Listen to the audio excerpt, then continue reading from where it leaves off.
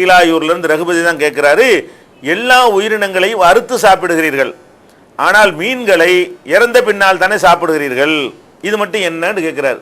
அப்போ எல்லா உயிரையும் நம்ம அறுத்து சாப்பிட்றோம், மீனை வந்து யாரும் அறுக்கவா செய்கிறோம்? அறுக்கிறது கிடையாது.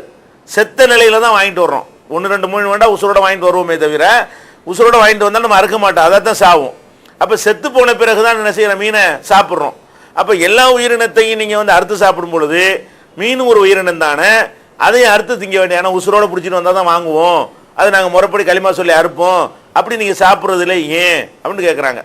ஏன் என்று கேட்டால் அறிவியல் பூர்வமாகவே ரெண்டுக்கு வித்தியாசம் இருக்கிறது. எதுக்கு? மீன்களுக்கும் கடல் வாழ் உயிரினங்களுக்கும் கடலுக்கு வெளியே வாழக்கூடிய உயிரினங்களுக்கு மத்தியில் பெரிய வேறுபாடு இருக்கிறது. என்ன வேறுபாடு? இந்த கடலுக்கு வெளியே வாழக்கூடிய உயிரினங்கள் பறவைகளாக இருந்தாலும் கால்நடைகளாக இருந்தாலும் அந்த உயிரினங்களுக்கெல்லாம் ஓடக்கூடிய ரத்தம் இருக்கிறது. ஓடக்கூடிய ரத்தம்னா என்ன? இரத்த நாளங்கள், இரத்த நரம்புகள் எல்லா பக்கமும் என்ன செய்யும், அது சர்க்குலேஷன் ஆகிக்கிட்டே இருக்கக்கூடிய ஒரு தன்மை அந்த மிருகங்கள், அந்த கால்நடைகளுக்கும் பறவைகளுக்கும் இருக்கிறது. அதனால தான் அப்படி அறுத்த உடனே பீரிட்டு கொண்டு ரத்தம் வெளியே வருகிறது. எந்த அளவுக்கு வருது? ஒரு மிருகத்தில் இருந்து அதுலேருந்து ஒரு 5% அளவுக்கு ரத்தம் வந்துடுது. அந்த மிருகத்தினுடைய எடை எவ்வளவோ அதில் 5% அளவுக்கு என்ன செய்யுது, ரத்தம் வெளியேறுகிற காட்சியை பார்க்குறீங்க. அவ்வளோ ரத்தம் பீரிட்டுக்கிட்டு வருகிறது. அப்போ ரத்தத்தெல்லாம் எல்லா விதமான கேடுகளும் இருக்கிறது. அதனால் ரத்தத்தையும் இஸ்லாம் வந்து ஹராம்னு சொல்லுகிறது. அப்போ இந்த மாதிரி வந்து ஒரு குருவியை அறுத்தாலும், ஒரு கொக்கை அறுத்தாலும், ஒரு ஆட்டை அறுத்தாலும், ஒரு முயலை அறுத்தாலும் அதிலிருந்தெல்லாம் பீரிட்டு வரக்கூடிய ரத்தம் இருக்கிறது. இரத்த நாளங்கள், இரத்த நரம்புகள் எல்லா பகுதியிலும் ஓடிக்கொண்டிருக்கிறது. அதனால வந்து ரத்தத்தை வெளியேற்றிட்டு சாப்பிடுங்க, அப்போ அறுக்கத்தான் வேணும் அப்படின்னு சொல்கிறோம்.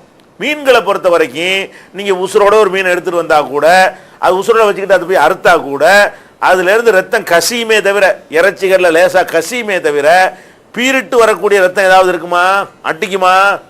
5% அளவுக்கு ரத்தம் வெளியேறுமா? அந்த இறைச்சியை பாதுகாக்கிறதுக்காக வேண்டி கொஞ்சோண்டு சிறிதளவுக்கு அப்படி ரத்தம் அப்படி கசிவு மாதிரி இருக்குமே தவிர அதில் என்ன இருக்காது, அந்த அறுத்தவுன பீரிட்டுக்கு ரத்தம்னு வரப்போகிறது இல்லை. அப்போ உசுரோட பிடிச்சி அறுத்தாலும் அதே ரிசல்ட்டு தான், இறந்து போன பிறகு சாப்பிட்டாலும் அதே ரிசல்ட்டு தாங்கும்போது எதுக்கு போட்டு அறுக்கணும் அதை?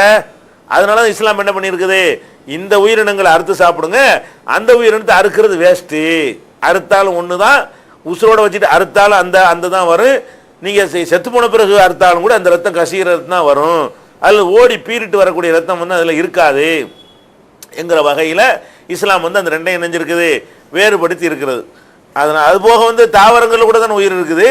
அப்படி பார்த்தீங்கன்னா அதையும் அறுத்தானே சாப்பிட வேண்டி வரும், அப்படிலாம் கிடையாது. அதுதான் விஷயம்.